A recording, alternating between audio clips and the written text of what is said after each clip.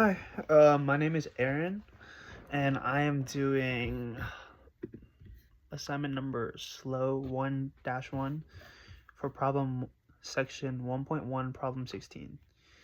The question is, estimate the area under the graph of f of x equals 1 over x squared plus 4 over the interval of -3, 2 using 8 approximating rectangles and right endpoints.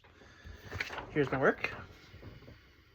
Okay, so the equation used to find the 8 rectangles would be delta x, the triangle thingy, if you don't know what that is.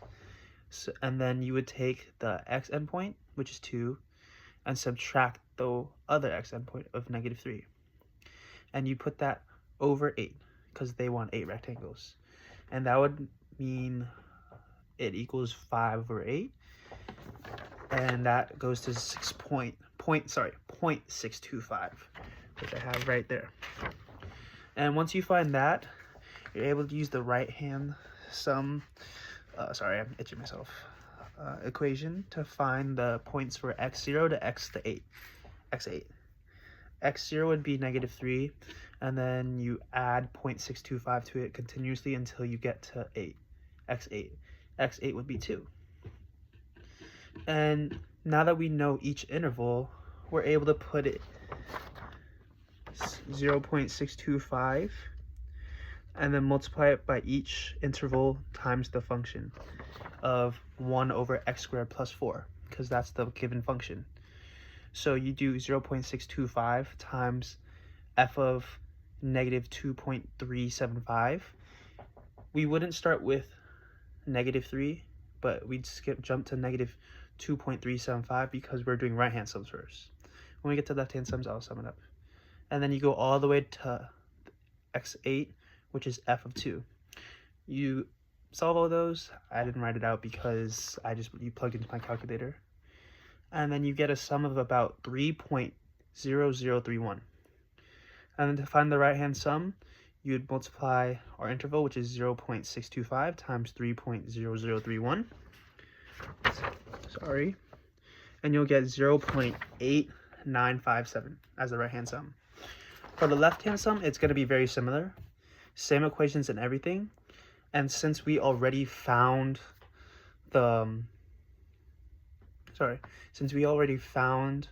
the intervals from x0 to x8, instead of using x1 to x8, we would use x0 to x7.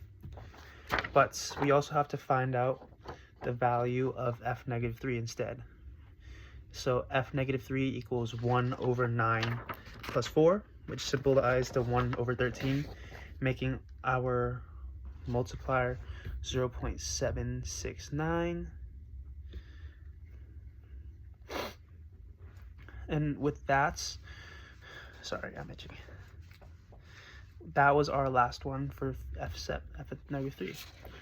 And we're able to multiply 0.625 like earlier times 2.7694, and we'll get 0.8684 as our left-hand sum.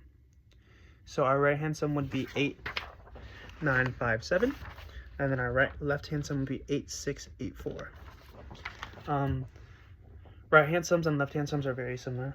It's the only difference is instead of going 0 to, if you're given 8 intervals, right-hand sum would use 1 to the last one, and then left-hand sum would use the 0 to the second to last one. So that's the only main difference. Thank you.